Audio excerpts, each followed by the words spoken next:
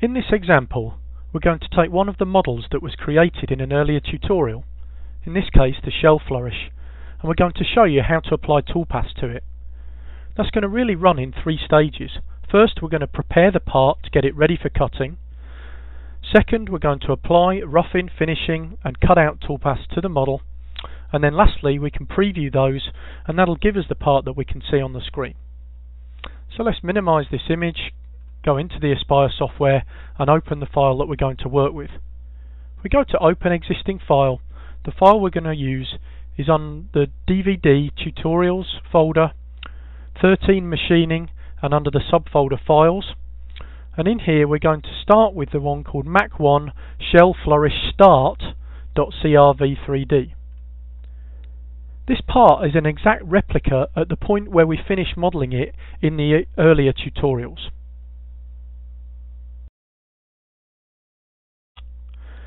In order to get this ready for machining, we need to do a few things. First, we can organise the vectors in the grayscale so that we know what layers they're on. Second, we need to take the grayscale and fit a vector around the outside of it, and this is going to represent a boundary that we're going to use for our machining. The next thing we need to do is make sure that the model is the correct size. I know it's the correct size in X and Y, but I need to balance the Z depth of the model with the size of the material that we're planning to use, with the depth of the material in particular. So first of all, let's start organising the part a little. We might want to tile the windows horizontally. Sometimes it's nice to see what's going on in both views. If I pop up the component manager, you can see that everything is still an individual component as it was when we created the design. So the very first thing I'm going to do is take everything we've got in here, top to bottom, and select it and just choose to group that all together. I know it's in a finished state, so there's nothing else I currently need to do to those individual components. Next, I'm going to hide that. What I want to do now is take the grayscale that we've got here and move it onto a different layer. In a minute I'm going to take and fit some vectors to it and do some other operations, and it'll help me if I can undraw all the rest of the vectors in the part. So the easiest way to do that is just to say move to layer, new layer. I shall call that layer grayscale and hit OK. I'm actually going to move so that's the selected layer, and then I'm just going to pop up the layer control manager, turn off everything except that layer, and then just switch it back on. And what that's done is hidden all the other vectors that were on different layers and just left us with the grayscale moved onto the layer that we just put it onto.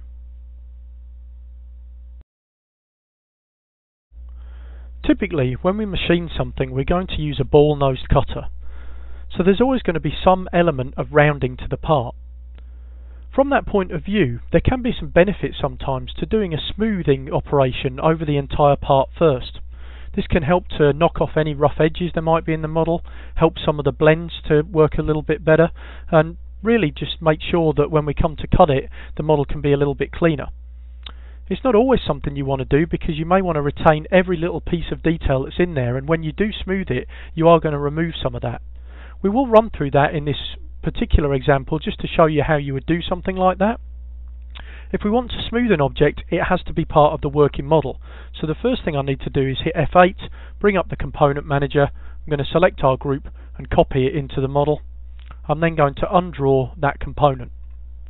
Next, I'm going to go to the smoothing function. I'm going to apply the smoothing filter. It'll just take a few seconds for it to process that. Once it's processed it, I then have the opportunity to slide this smoothing bar and let go in order to see the effect that's going to have on my model.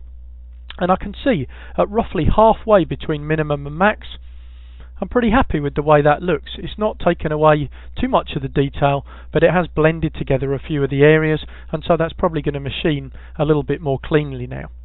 If I'm happy with that, I can hit OK, and then I'm just going to turn that back into a component, and we'll just call that smoothed, and hit OK, and that's the part I'm actually going to cut now. The next thing I want to do is to create some boundaries. We do that by selecting the grayscale and using the Fit Vectors to Bitmap tool. If we click on that, I'm going to reduce the grayscale down to about 4 colours and then just check the greys. The green, which I leave unchecked, basically represents the background. You can see all the places that I'm going to fit a vector onto because they've been masked essentially with the trace color, which in this case is selected to be red. I'm just going to fit vectors with the defaults, and we can see there we've got our boundary vector, and we're going to use this when we do our toolpath creation. Certainly this vector is going to represent the line in which we're going to cut the part out with. However, we also need a vector that represents the boundary for the 3D toolpath, and this needs to be a little bit larger than the part. When we create a 3D toolpath, the center of the cutter goes to the edge of the vector. That means if I want the edge of the cutter to come past the side of my model, I actually need that vector to be a little bit further away from the part to allow that to happen. So in this case, what we're going to do is to keep that vector selected, and we're going to hit that we want to offset it outwards. And if I'm using a 1/8 ball nose, I just want to offset past the radius. In this case, we'll go 0.1 and hit offset. And there's our offset vector, which we're going to use for our 3D toolpath boundaries. The last stage, before we go to actually create the toolpaths, is to check the depth of the model itself.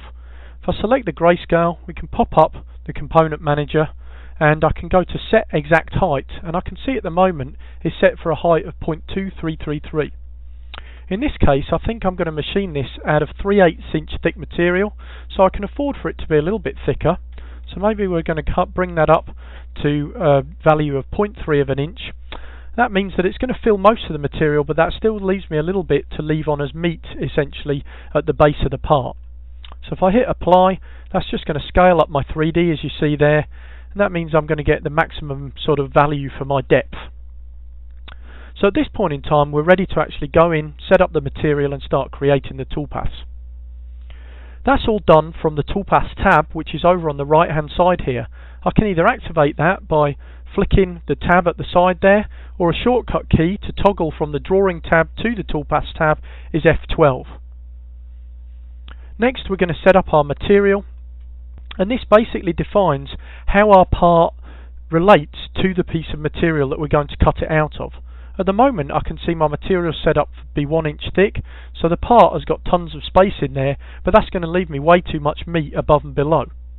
So what I'm actually going to do is come in here and set it to be 3/8 of an inch thick, and now I can move my model within that, or we can set a very specific value. So maybe I just want to leave 25 thousandths of an inch above the part, which leaves 50 thousandths of an inch below it, which is going to be left as extra material. Also from this menu, we can define the rapid clearance gap if we want to set the value in there, and also our home position. In this case, I'm going to leave that at X0, Y0, Z 0.5. If we hit OK, the material's now been created, or at least it's been referenced to the part, and we're ready to start creating the toolpaths themselves.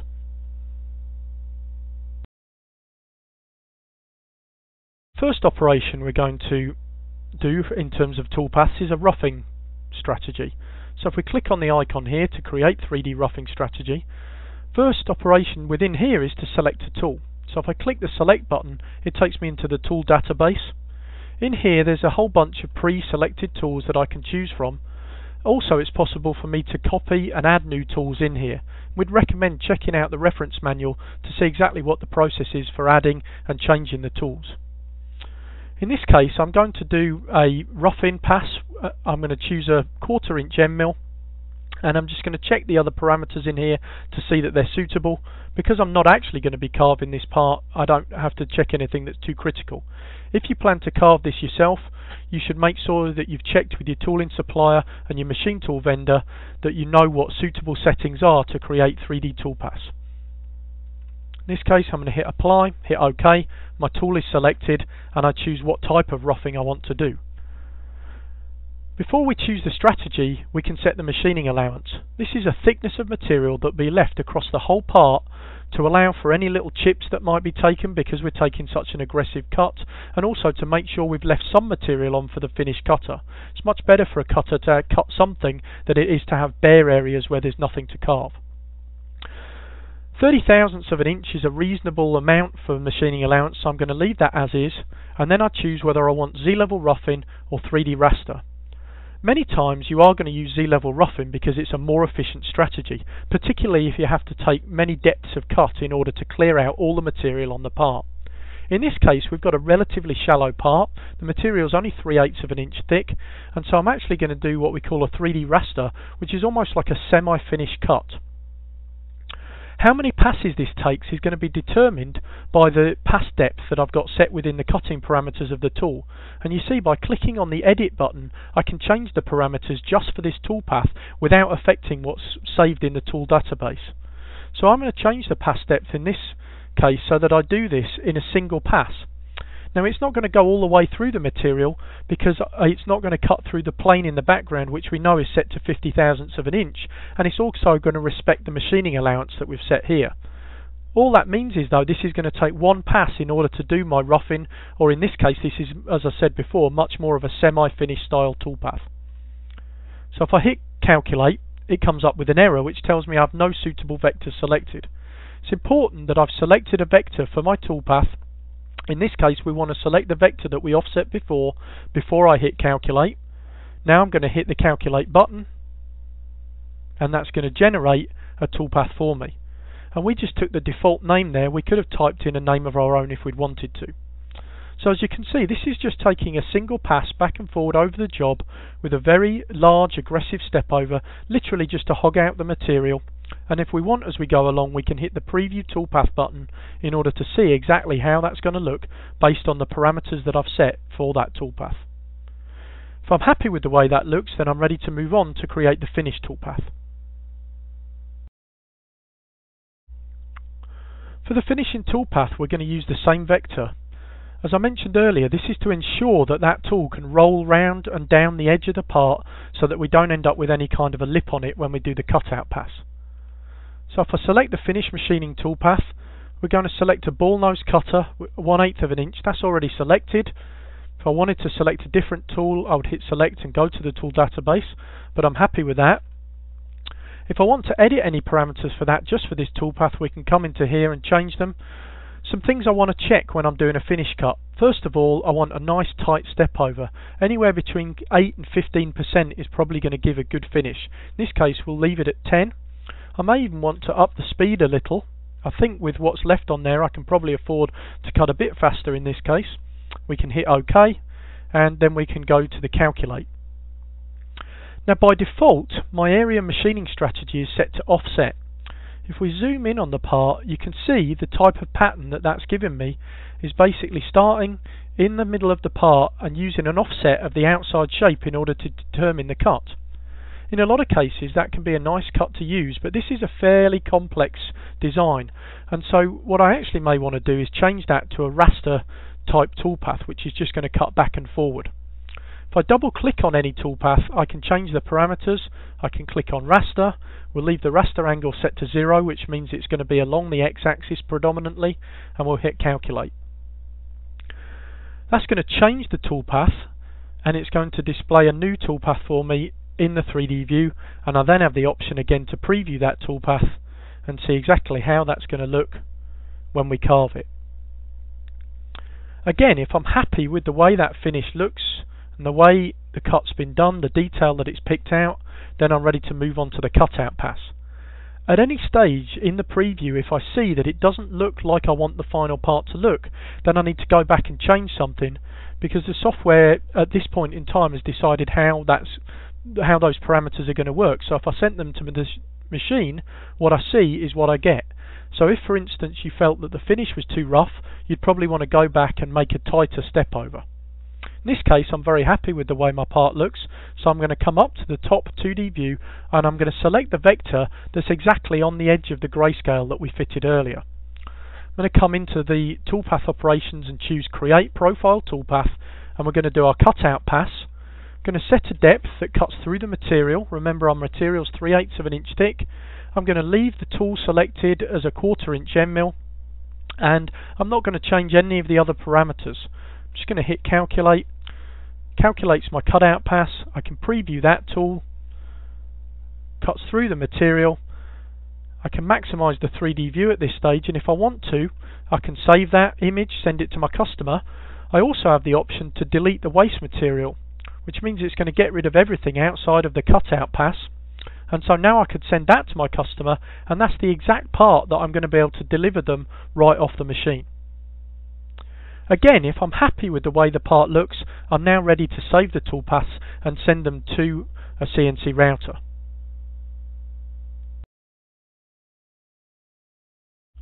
When it comes to saving the toolpath to the CNC machine, there's a few things to consider. First of all, you have to know whether your machine has got an automatic tool changer or if it hasn't. If you don't have an automatic tool changer, then you're going to save each toolpath as a separate file and send those files individually to your machine, making any necessary tool change manually in between each of those cuts.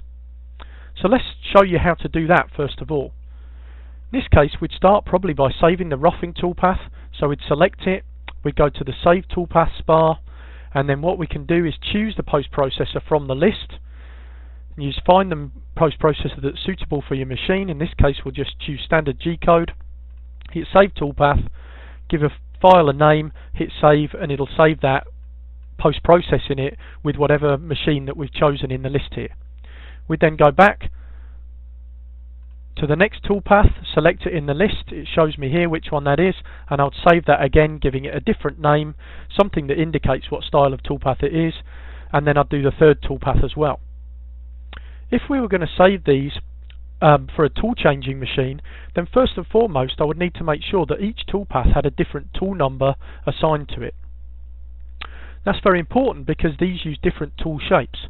So the first tool, in this case I can just leave as is, but I may need to go back into this toolpath here and edit it to change the tool number. In this case I'll just change it to be tool 2. You would need to change that to be obviously to match whatever the tool numbers are in your tool carousel or in your tool changer. The third one I can leave as tool 1 because it's essentially the same tool as the roughing. In order to save these in a single file, I need to choose all 3 toolpaths. I then need to go to the Save Toolpath menu and say that I want to output all visible toolpaths to one file. What it's going to do is then tell me if my post-processor supports using multiple tools and for a tool changer. That needs to be something that's written into the post-processor. In this case I get an error because the standard G-code post does not have any tool changing in it. If I go to a G-code with ATC, automatic tool change, then you see it does give me the option to save that. If I saved it, again I would give it a name, but this time it would save all 3 toolpaths in a single file, executing the tool changes in between each different tool as it cut. So that concludes this first machining tutorial. We'd strongly advise you to view the other 2 machining tutorials included with the software to see some other ways that the machining can be set up and how you can also combine different 2D toolpaths with 3D data.